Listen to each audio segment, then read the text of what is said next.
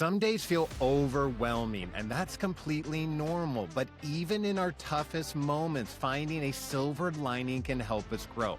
Feeling anxious? Try grounding yourself. Notice your senses, take a breath, and bring your focus back to the present. Self-care and forgiveness aren't just nice. They're essential tools for emotional well-being.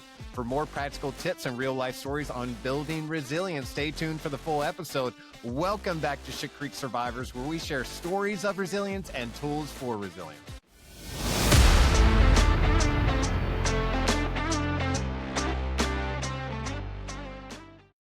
All right, sir, we're back again. How are you doing today? Wonderful. Wonderful. I love it. Doing good yourself. I am well.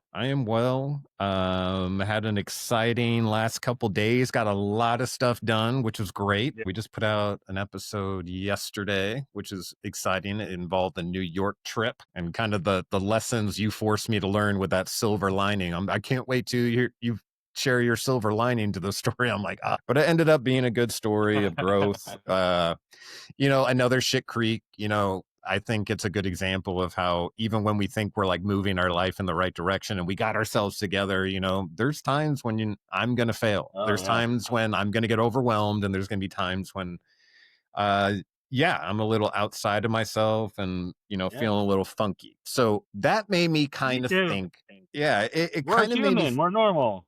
That's what I love about Absolutely. getting this together. We just, sitting in your pity party or something. You might have done it. I've done it. I'm doing it right now a little bit from yesterday. And I see your smiling face. We start talking, and we're like, that's right. We have been through some stuff. We figured some things out. We've had some good little, tidbits of wisdom that help us out. And suddenly you feel so much better already. I mean, like already it's a breath of fresh air in my lungs right now. Just seeing you, brother, and talking with you a little bit. So hopefully it transcends out to the airwaves, and other people catch up onto it, and they start feeling a little bit better too, or Well, I share it with somebody, appreciate it. help them feel a little bit better as well. You're like my check-in buddy. You know what I Yeah. mean? Like it. Well, you too. It's funny how that, like, I can get nervous before we meet because I don't know. I'll be like, oh, what are we going to talk about? What are we going? Right. Yeah, and then it's like, oh, well, we've got a topic, and then we just chit chat for a little bit, and we just kind of get moving. But anyways, I thought that so I went through that experience in New York, and you said find the silver lining. How are you going to grow from it? And I realized that in those moments that I was activated, and we have talked about this a little bit before, I don't actually have a plan for that moment. Like, really what happens is I watch for myself. Am I triggered? And if I'm triggered, I almost try to shut everything down. You know what I mean? Like, or run and hide. Like, get away from people so that I don't. Like, I literally pray a lot of the times. time. Turtle. Everything comes in the shell, and you just want to be in your own little shell. And then you go turtle. Yeah, go turtle, try to figure out what's going on, all shelled up and all that kind of stuff. But, I was like, there's got to be more to it. There's got to be something. And how is it that I've gone 10 years now without actually having a plan for the moment? Like, there's a lot of like preparing for the moment. Like, when it comes, this is how I'll recognize it. I don't want to get in any, trouble. I don't want to say anything I don't mean. So I'm going to remove myself from the situation. And hopefully I'll, after some time, kind of click out of it, and then I'll be able to kind of reacclimate to what's going on. Is that kind of a plan though? I mean, but it's not a plan that's working as well as it could. You need to readjust. I think I need more action. I need things to do. Like, I'm more of a physical, like, kind of, that helps me more than thinking about it. I can actually panic myself if I think too much, and I can find holes and go down the rabbit hole and, make things out of something that it was never meant to be and all that kind of stuff. All in a task of trying to comfort myself, but my whole life, some of the best way I've ever gotten stress out is with physical action, like working out. That was always good to me. I never realized how important it was to me until I wasn't able to do it anymore for a while. But anyways, so what I was looking for then, I wanted to find in that moment, I wanted to be able to find a way to ground myself. I actually wanted, Yeah, actions to take to kind of take myself wherever I floated off to in my mind where I'm panicking about something, I'm making more out of it. I need to kind of like grab myself up and sit myself down and say, let's calm down for a second. Let's just take a Yeah. moment, you know? And people are so wired differently with this one. Yeah. Sorry, I definitely don't want to get you off track too much, but I do want to say, like, I feel like I don't handle it as well as I could. You're saying you don't feel like you handle it as well as you could. You're trying to, but at least you have a handle on it. I don't feel like I even have a handle on it yet. And I was just talking to somebody. I was trying to get on here to talk about a friend of ours down at the lake. I don't really want to say her name, but she was at the Las Vegas shooting a few years back Oh at the wow. concert when that happened. And I was like, "Do you want to get on and talk about that trauma and stuff?" She's like, "No, because the trauma's past now." I don't really, it Mhm. doesn't really, it's just kind of like it sucked. But like even in the moment, I was like, okay, well, this sucks, but I don't want to stand right here any longer. So I'm going to go over there and just somehow had some sort of level of calmness and presence to just be able to, deal with what was happening that was horrible and then not really hold on to it. I'm like, how do you do that? That's why I want you to come on here so you could talk to us. You can tell Yeah. people, how do you just like, how do you switch that? Because we don't. I don't. But I'll Yeah. still work on it. I'll see if I can get her to talk about it. But she's kind of like, nah, it's past now. I just kind of want to move on. And I'm like, I can respect that too. So I don't want to hound her for it. Go live your life. Right. But And we also some never people can do really that. Some people can just click that off like that. And Mhm. I want to know how.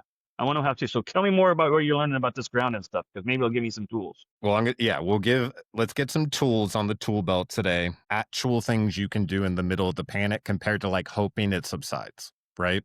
So, what I was able to do is find actually quite a bit of grounding techniques, Okay. and they're different strategies to help you feel more anchored in the present when that anxiety and whatever is taking you kind of like out of the present moment. When you're like stuck in the past and running over the things that have happened to you before and trying to change them, which doesn't work. These are actually things you can do to stay present, stay here, stay now. So that way, that's the one thing you can control, right? The here and now compared Yeah. to going through the memories. So something that actually that I found super intriguing was sensory grounding. It's actually called 5, 4, 3, 2, 1 grounding. And what you do in that moment, okay, is you try to count 5 things you see. Okay. Okay. Like physically Th- right now. yep. Then you're going to Okay. go to 4 things you're touching right now. Okay. That includes the Table, air, chair, whatever you want to make it, your chair, your shirt, your table, table, chair, your shirt, chair. rings, shorts, shirt, floor. Okay. Yeah. So I just be able to say that. Yeah, I get it. So then, 3. then 3 things you hear. All right.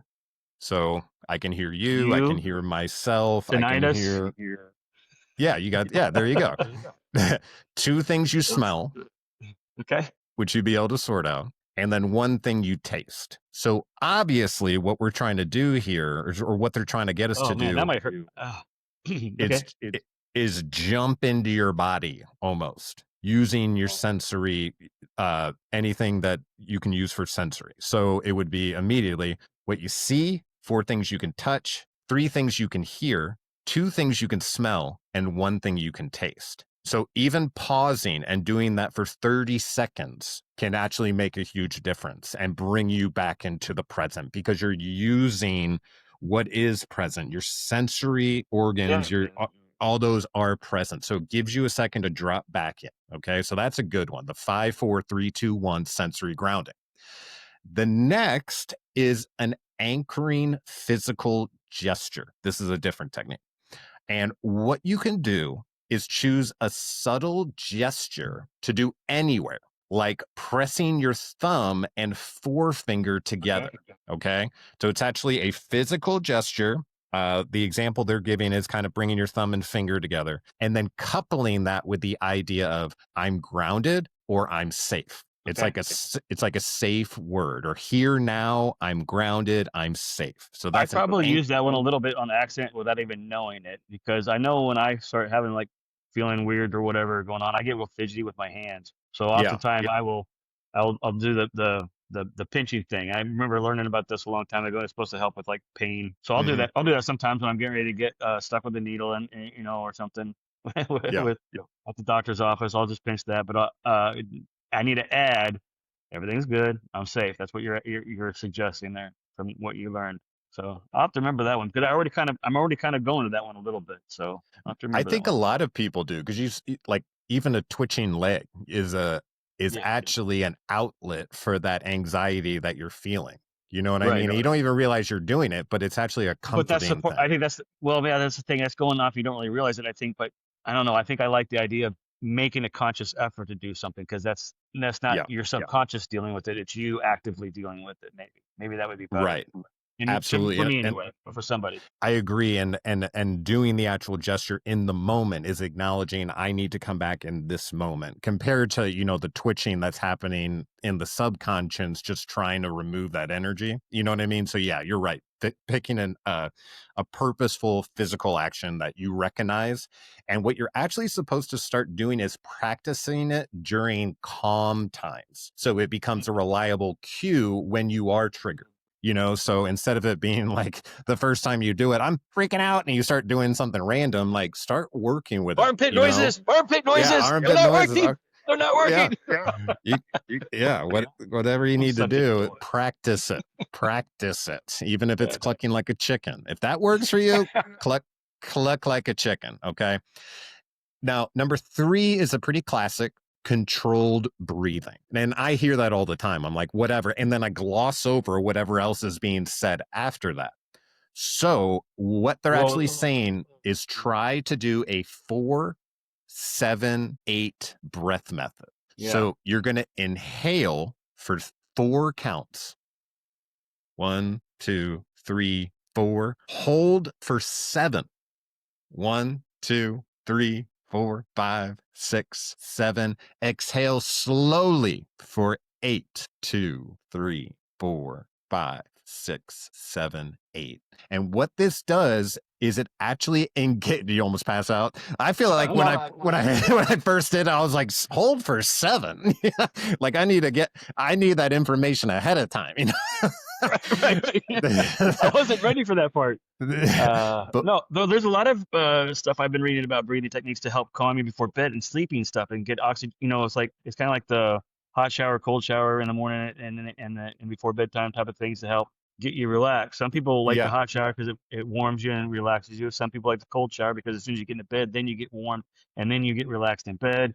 But there's also I've been reading some stuff about breathing and it was very similar to this with the counts and it was, to de-stress and get ready for bed. So if it works for that, why wouldn't it work for Right. an anxiety moment or something? What they said is it actually engages the parasympathetic system, which calms your body's fight or flight response. So I know breathing works. I don't know why I resist it, because I'll do like breathing meditations here and there. And I don't know what it is that I don't like about it when I'm doing it. But when I come out of it, I do feel a difference. Like there is.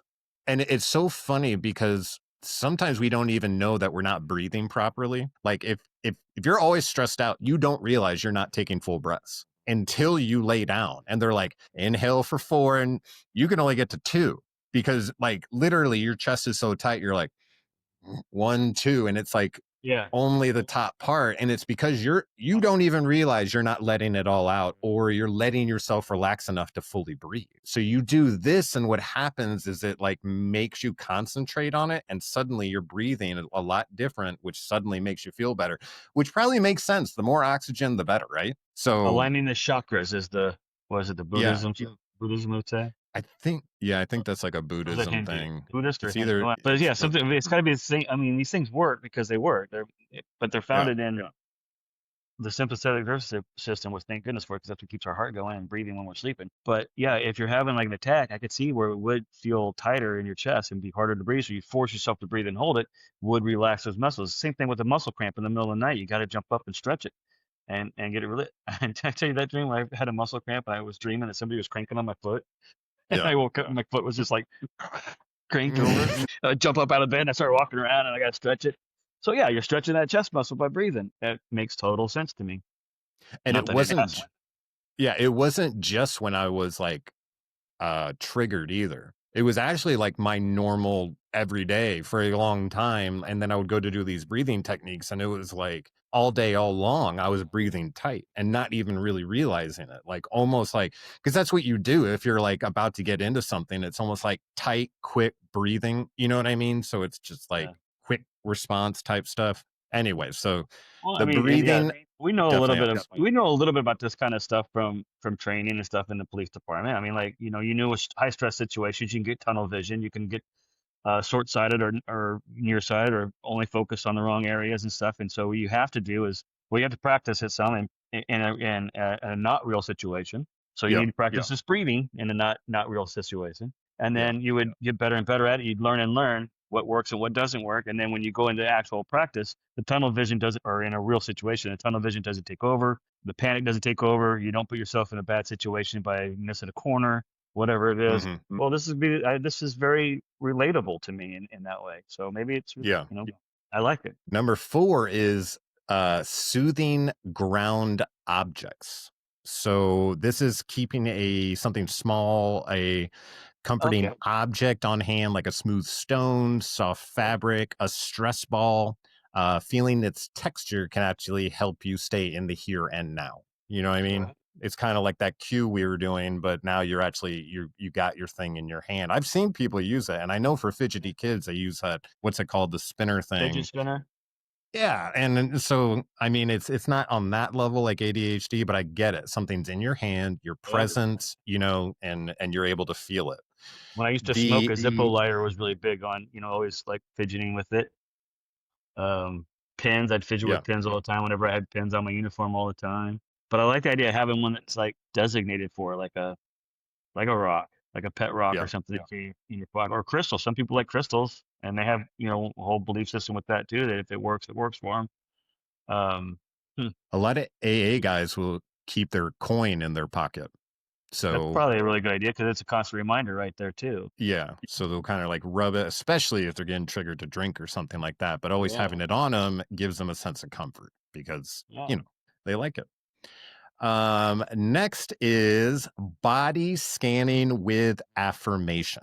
And when I meditate, sometimes this is the easiest one for me to do Okay. because it's pretty simple. My meditation usually starts with follow my voice, and it's like feel your toes, feel your foot, feel your ankle, feel your calf, feel your knee, feel your thigh, go up the side of your body, feel your shoulder, feel your left bicep or your left shoulder, left bicep,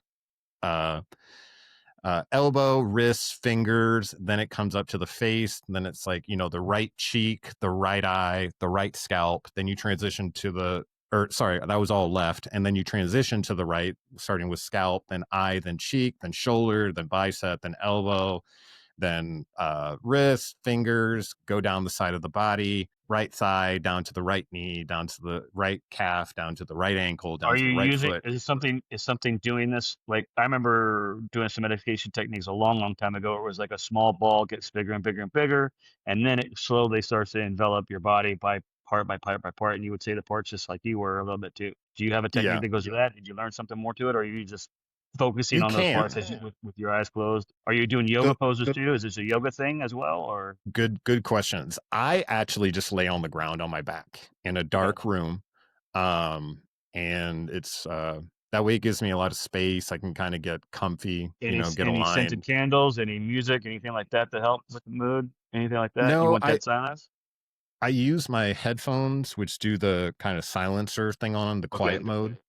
So that helps. And when I'm actually doing the meditation I'm talking to, I'm listening to a guy who's going through the meditation, cueing me. He's like, now Okay. feel your foot. So I'm listening to his direction as it's going on. Okay. All right. Um, and this one that I do again is it's kind of like my easy button when I'm like having trouble meditating. Either, I've got something on my mind or I haven't done it in a while, which makes meditation harder. Um, I know that sounds weird, but you know, No, I mean, like, medit you it's like stop a doing the bench soft press for two focus. years, your bench press isn't going to be as high as it is right now. Exactly. It's kind of like a muscle. Yeah, you got to practice with it all the time. And with mine, I listen to, I use the app Insight Timer. And so I get these meditations for free, which is really nice. So check out that app. There's other apps out there, but Insight Timer does have a pretty big plethora of different things you can do, from body scans to chakra stuff, maybe like you were talking about, like the energy and like all that kind of stuff. So really what it's saying is body scans with affirmations, even if it even says, even if meditation feels unreachable in the moment, try a 30-second body scan.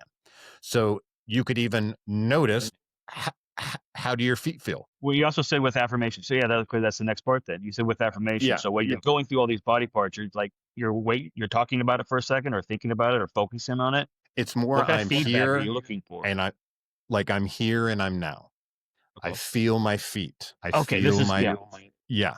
I feel, I'm trying to get full here and circle. now. I'm tracking now. I was like, No, I gotcha.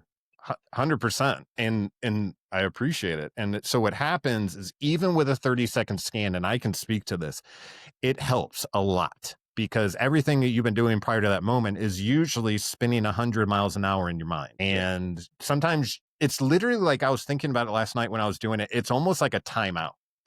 And there's different meditations you can do, from like a body scan to meditating on God's word, right? Now, I talked to my therapist recently, because for a while now, I've been meditating kind of and talking to God. And I thought that was kind of the same thing as me meditating and finding quiet space. My dreams lately have not been good.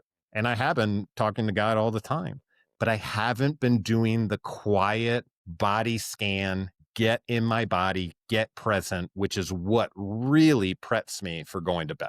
That way, when I go to bed, my dreams are better, which turns into my next day is better. Because I don't know if anyone out there has PTSD or has dreams that trigger real emotions. You wake up exhausted, like you just went through a day.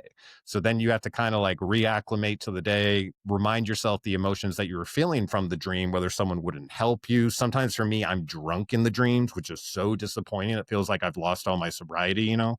And I have to wake up and kind of like remind myself that didn't really happen. Like, it's okay. Nothing happened. Because most of the time, too, I'm arguing with somebody. I need their help. I know them. They're not helping me. And it's just something that yeah, happens with my emotionally PTSD. exhausting. You're not resting then really while you're asleep Right. either. Right. Yeah. And sometimes it'll get so bad in my dreams that I will almost purposely not sleep. And I do it in a weird way that I was talking about yesterday with my therapist.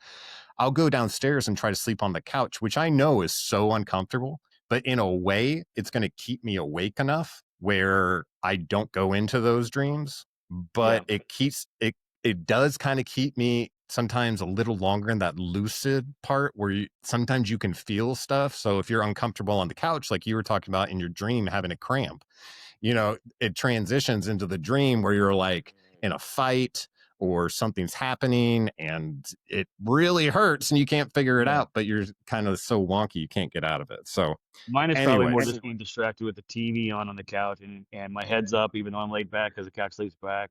And then also I'll just finally be relaxed enough to fall asleep. But if I go back and lay down, you're alone with your thoughts for a half of a second, and then also that's all it takes. The remote channels start going through the 150 channels again. my dream will take back off from when I left it. Yeah. So I'll come out of it and then do what I do. Like last night, I ran downstairs and I buy these family bags of Twizzlers now. I guess they don't hurt my stomach as much as anything else. So I'll eat like freaking 12 Twizzlers and watch some TV.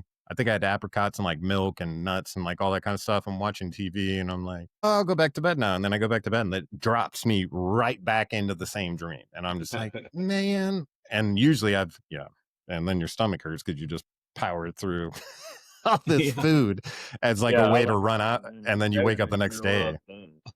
Yeah. Yeah, I don't know. I've been eating a lot more at night too. I don't know why that's happening all of a sudden because I don't like eating at night. It does upset my stomach, and it triggers depending on what I eat. It can trigger some of those PTS dreams that I have, where I can smell the burning smoke and burning flesh kind of things. And Yeah. like right now, I'm even like physically going like I'm choking on the smell. It's crazy how it hits me. And when I was going to therapy about it, talking about it, we couldn't really put two and two together. It might not even be related. It might be something completely different. And I'm just in the moment having the dream or whatever, or the thought and thinking about it like I am now. And then it just manifests through whatever else I'm going through. Like I just have the sinus drainage, and I'm thinking it's connected to the dream, and it's not. But I don't know. Right. Is it connected or is it not? It seems like it's connected because it happens so periodically. But yeah, I know, and I don't know what. I just need to not eat at night and have stronger willpower. It's Hey, a comfort thing. hey. It's a No, comfort you're thing. it is a comfort thing for me. Absolutely. I'm literally running from the dream. I'm trying to put food. I'm using my Yeah, senses. I'm just another tasting, I'm distraction chewing. technique, Y- like watching the Exactly. TV, like playing video games. Like I mean, golf can be a distracting technique, but I think there's healthy ones and unhealthy ones, and we gotta try to get Yeah. more of the healthy ones, like golf and and walking, and not video And it games and and if you're unhealthy right now is eating too much food in the middle of the night and waking up with a sore stomach, that's a lot better than what I was doing in the middle of the night, which was grabbing a bottle. Like literally waking up in a panic at 2 a.m. and deciding vodka was the answer. right. Yeah, Which I had that thought too when I woke up, but I didn't. I mean, I had a couple last night, but I mean, like when I woke up puking at 3 o'clock in the morning, I thought I'm gonna grab that bottle of bourbon. That's just gonna just knock my ass out, or something else. I don't know. it's funny Something what else we is think. legal right now, but I'm looking at federal jobs, so I can't do something else. Um, but it would help sometimes when I did in the past. But I gotta Yeah. find something else. What, NyQuil maybe? Will NyQuil knock this out? Maybe No, no, I'm not say that. CBD, Yeah, maybe. But I don't know how that hits on tests. And I don't yeah, know if maybe you can just have a conversation and be like, no, no, no, no, no, no, that's yeah. CBD. And they're like, oh, yeah, okay. Well, I'm gonna avoid all those conversations because Yeah. they'll quickly move on from me to another candidate if I started trying to stand up for that fight. That's not a hill Exactly. to die on. But there's got to be something else. Just grow up and put on your big boy pants and tough it out. Rub some dirt on Or is it more like pray, pray, pray, pray, pray for help? Just pray for help, pray for it. help, pray for help. I don't know. I'll pray for you. Maybe I should start jumping on the elliptical at 3 o'clock in the morning and see if that does something. I'm trying to get a TV down there so I can have a distraction while I'm doing it. Yeah. Now, we just went through these kind of grounding techniques, which are actually rubber to the road things you can do in the moment where you're freaked out. Okay. Now, What are we all again? You were this is 5 of them? Just to highlight that what they was the were. 5. Yeah. So if we want to go through them really quick again, we had the initial Breathe. 5, 4, 3, 2, 1 sensory grounding, which Right. is 5 things you see, 4 Right. things you touch, 3 things you hear, 2 things you smell, 1 thing you taste. And if that's not enough, do it again. You can just keep looping it. Yeah. Then there's the anchor physical gesture, which is the idea. Yeah, the idea of like touching your thumb to your finger and at the same time paired with a safe word like I'm here now or I'm grounded. And you want to practice that during calm times. You want to practice all these during calm times. Don't pull it out of your pocket for the first time when you're in the middle of something because it's not, you won't have the confidence in it. You got to build that confidence. Number 3 was controlled breathing, which was the 4-7-8 breathing method. That's inhale for 4 counts, hold for 7, exhale for 8. And this actually engages your parasympathetic nervous system, which calms your body's fight or flight response, which is what we're dealing with PTSD. That it's being triggered. It's being triggered when maybe it shouldn't. So we're trying to figure out ways to kind of like get through those moments compared to just staying still and hoping it ends. Right. Another one is 4 with soothing ground objects. That's the idea of keeping something in your pocket that you're familiar with, whether it's a stress ball, a soft object, or just kind of like we talked about in AA, sometimes people keep their coins, which represent how long they've been sober. They put those in their pockets because it gives them a sense of calm because it's right there, something for them to feel. And then the other one was body scanning with affirmation. So we talked about the meditation that I do where I kind of go through my body and it's being cued by someone, or you can actually just in that moment, like right now, you could say, I'm going to feel my left foot. And when you focus on feeling on your left foot, you're not I was just able to flexing my left toes when you said right before you said that. We're yeah. synced. We're synced. My We're toes are synced. hurting, and you said I'm not thinking about my left foot now. Well, I'm already thinking about my left foot. Okay, I'm sorry, I interrupted And again. no. And while you're doing that, you can also pair it with the gentle phrase like I'm here, I'm now, I'm safe, all that kind of good stuff. And one of the good things about that, and unfortunately, I'm going to share one of the errors of my ways is I would try to use anger as a way to get through it. So Right. I basically like the idea of toughing it out. And a lot of times I would find myself when I'm angry or when I'm, I don't know, overwhelmed, in my mind lashing out at people, queuing up resentments, like "Rah," that sort of thing. Um, and we talked about it recently, and you actually had a good story about the snake bite. Do Oh you yeah, recall the there's snake bite story? there's another like little parable or whatever that I found that I really like, kind of like the vinegar in your water or piss in your water, whichever way you like it. And just adding sugar doesn't make it any sweeter. You got to deal with the initial trauma. This is exactly the same thing. It's just said in a little bit different way. And it's like trauma is like a snake bite, and your reaction to it should be, to take care of the snake bite and the poison in your arm where you got bit, not tracking down the snake, grabbing the snake, and trying to convince the snake that it was wrong for biting Mm. you. I like Like, that when you said it. I was like, that makes a lot of sense to me. It yeah. really does. And Now, that's why the I try to say problem, different ways, try to say in different ways and different parables that I think talk to me, because maybe one of them speaks to somebody better than another person. Like maybe somebody right. doesn't like the vinegar in the water analogy, but the snake one works better for them. So I'm gonna keep trying to come up with more of these as the seasons go on and these sessions go on. Well, I don't know if anyone can relate. Like, I can hear that. I understand it. We Because talked you about were the, using anger. You were in your dream. You were chasing down the snake and being like, "Why did you do that to me?" right. For where you And felt wrong in your trauma. and we've shared these analogies and all that kind of stuff, and like how resentment's like drinking poison and expecting the other person to die. Yeah. But I still do it. I still do it. And recently, so I got this study Bible from my wife, probably when we first got together. So this is about 13 years ago. I've never opened it. I've never used it. I've never taken it anywhere. I've never taken it to church or anything like that. And like I said, I've been having some bad dreams lately and all that kind of stuff. And I was kind of tired and not, I was at home alone and I had pulled out the Bible a couple days earlier. I don't know why, but I saw it there. And I decided to do that magic thing. I'm like, okay, God, if you got something to tell me, I'm going to put my finger in this Bible and you tell me. Okay. Whatever my finger lands on, I'll read starting right there. So I flipped it open. I put my finger in there and I looked down and I'm at the very beginning of a paragraph. Wow. I know. So ask and you shall receive. Yeah, be careful what you ask for too, because And it's Matthew. Again, I'm not good at this Bible stuff, but as far as I can tell, it's Matthew 19, 32. And it reads, and I'm like, God, if you want to tell me something, I'm angry. I'm like, when's this going to end? And blah, blah, blah, blah, blah. And, all this kind of stuff. It reads, the king summoned the slave. Yeah, the king summoned the slave, the one who had owed him so much money, the one whose debt the king had forgiven. The king was livid. You slowly scum, he said, seething with anger. You begged me to forgive your debt, and I did.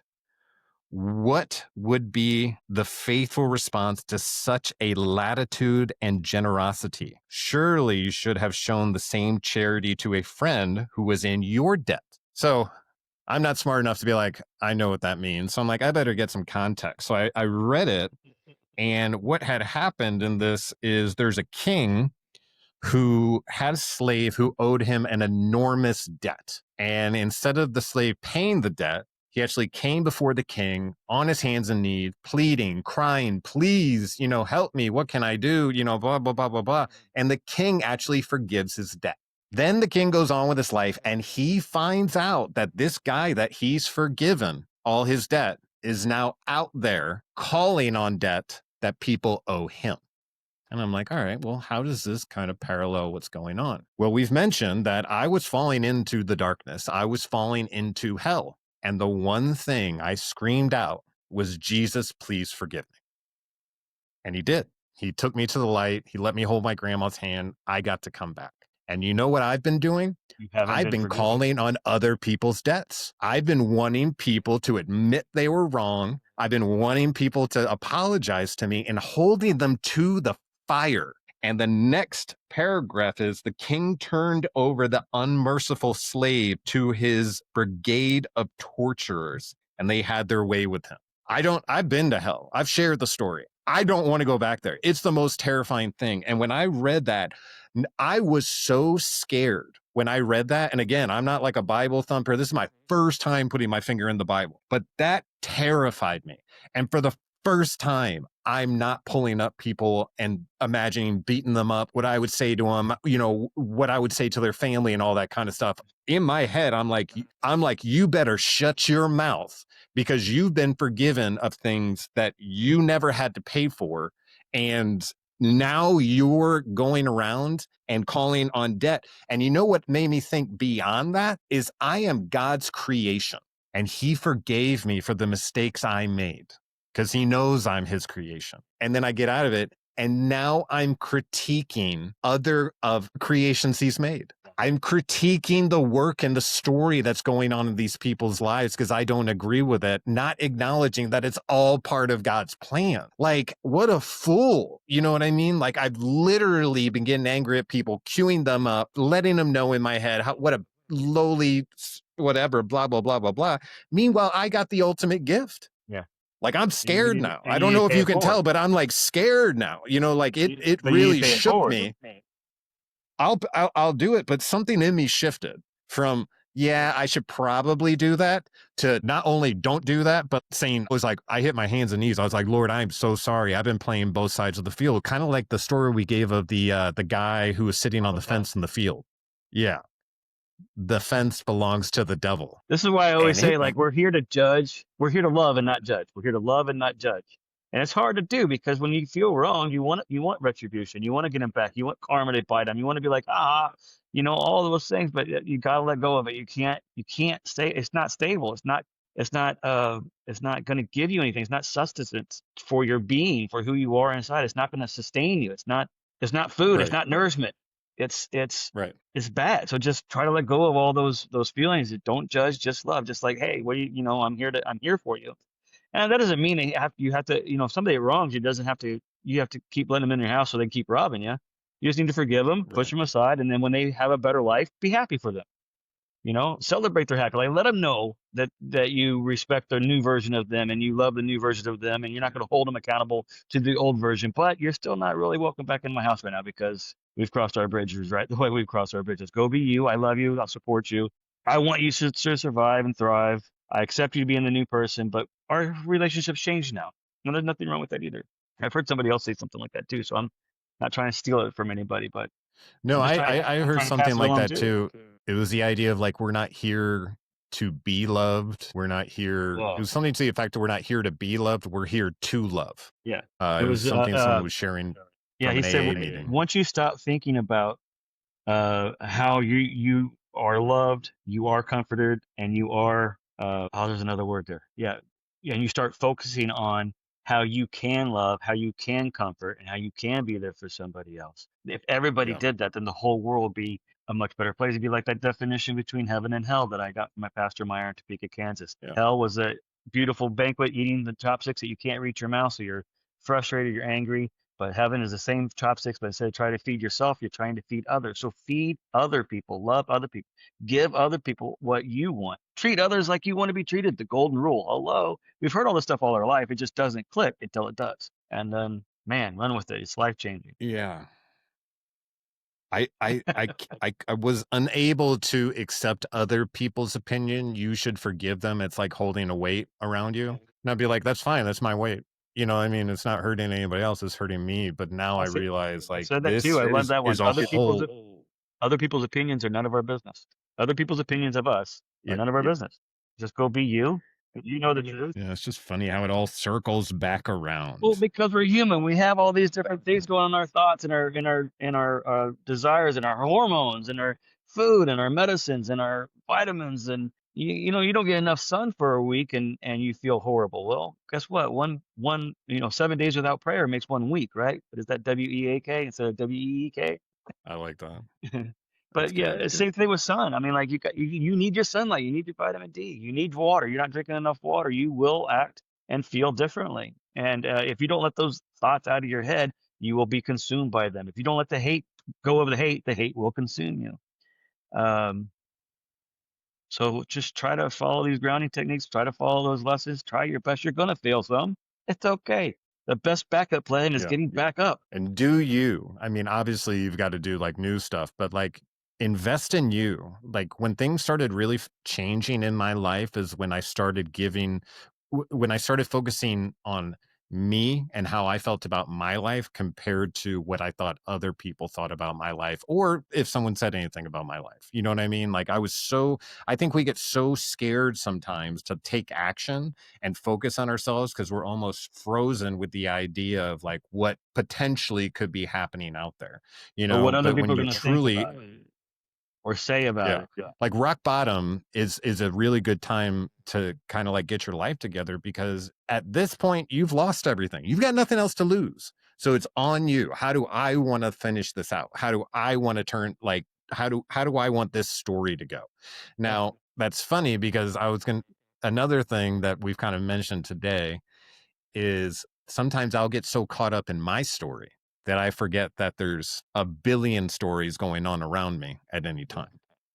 And I'll see myself as the main character, which is good in your own life. I mean, you should be the leading role, but you have to acknowledge that other You people also are have to, going through that you same also have to take time process. to make sure you're still healthy, so then you can help other people get healthy too. Yeah. And and recognize that you don't know what everybody else is going through. That's why it's just better just to be Yeah, for kind sure. and be loving. And if it's not received, it's not received. So what? Don't take it personal. Yeah. They're going through something. They got it. They're not. Their story hasn't come to the point where they're going to accept what you said. But that little nugget might stick in the back of their mind, and someday it will come around and it will come to fruition. And then whether you don't need credit, it's not your credit to get. It's God's credit. So just be you. Take care of yourself. Be loving. Try not to judge. When you do recognize you're judging, try not to be too hard on yourself either. Don't judge yourself either.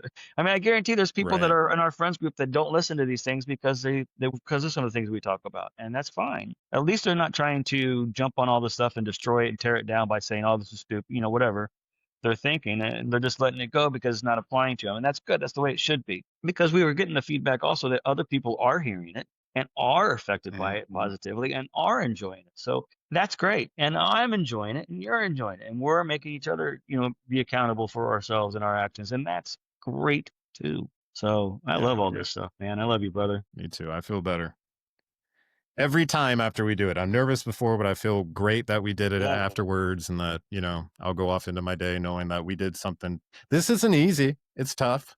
You know what I mean? Opening yourself up and all that kind of stuff. And we did have the opportunity to get to know each other for a while. But again, just an outlet, someone to talk to. Well, I still get recognized every once in a while out and about. And then I got to get better at how I respond, because I just went to a visitation for one of Julie's family members. It's her grandma's sister, so her dad's cousin, or dad's uh, he's the nephew, so she's his aunt. Wow. And I guess one of the grandsons saw the magnet on the back of the truck and came up and said, "So how's Ship Creek going?" And I was like, I just caught off guard. Like I don't have an answer prepared to how to, like, what to say, what little tidbit, and check it out. Just stories of resilience and tools for resiliency. I should just say that and be done with it. But instead, it's like, oh, me and my buddy used to be police officers. He got shot in the face. Remember this? And now, it's like, that's way too much information to be talking to some stranger at a funeral. We'll get better at it. You know what happened to me business today card. is I was Look at those business cards. That way I can say, "Oh, thanks. Hey, if you ever want to check it out, here you go." And then I could go right back to talk about his grandma and how my wife knew his grandma and all that stuff. Something cool that just happened before we started recording was I was sitting here getting all the stuff together, and I hear Kate go, "There's someone outside of the house taking pictures of the house." And we live in an HOA, so I'm always trying to catch them. You know what I mean? Like, where are you at? Because they go around secretly and like take pictures of things. Like, there's not enough pine straw here. Or, you need to work on this bush or blah, blah, blah. So we're always trying to catch them. So I put my face right on the window. The guy's in a truck, two guys in a truck looking, and they're pointing, and I guess they're using their phone. Kate's window was open. He could hear her say, "There's someone outside taking pictures." And the guy goes, "No, we're just taking a picture of the signs on the truck." And we've had so many comments where it's like, it's out of left field and it's people we don't know, which is really great, because like you were saying, sometimes it's hard for people who know you to see where you're going with this thing. Yeah. Because they're comparing you to where you were to where you're going, and they're like, and they're where they are and where you're going and all that kind of stuff. But when you actually get out there, put yourself out there and start connecting with some people who are genuinely looking for the information, and they tell you, I love what you're doing, keep going. It's like a little nugget of like, oh, yeah, Thanks. because I'll get caught up with like, oh, I don't know if we're getting enough views. Out of nowhere, I'll get smacked in the face and be like, this isn't about you. You know what I mean? Like, it's not about you. It has nothing to do with you. You're getting better by talking to me. I'm getting better by talking to you. End of story. That's it. If it gets seen by somebody else and helps them, glory to God to be having it goes to them and it came before them and how it helped them. It is scary because you don't know what people are going to say or think, but you can't think about it. You can't dwell on it. You can't let other people's opinions matter to you of what's going on with you. Because I know I'm not doing anything wrong by this. We're just two guys BSing about stuff. If it helps you, it helps you. If it doesn't, it doesn't. End of story. Share it because somebody else might like it and they might help somebody else. Yeah. Bam. End of story. Yeah, absolutely. Simple isn't easy, by the way. I would say it's just that simple a lot of times in things when I'm saying stuff. It is not meant to imply that it's easy. Simple is almost, I mean, it can be, but what's right is never easy, even if it's simple. You know? Right. So the answer could be simple right there in front of you, but getting to it can be harder. And then you also got to remember, be careful what you ask for, because when you ask for the number 4, 2 plus 2 can get you to 4. If that's all you're thinking you're going to get, you got to be open to the idea that it could be 5 minus 1 or 3 plus 1 or any other way to get the 4. God's going to get you to 4 if you ask for it. If he wants you to, you can't dictate how it happens. You got to be open to the idea that other things can happen. And that's not an easy one either, but it's a simple one. It's like starting this podcast and we were like, yeah, we'll probably have cops and like military people on. And before you know it, I've got a ex-cocaine dealer coming to my front door, literally to my front door saying, I'm about to spray your yard for bugs. I'm like, no, you're not. We don't use your company. He's like, well, I got a great story. So it's crazy. And then like I'm getting all these emails from people.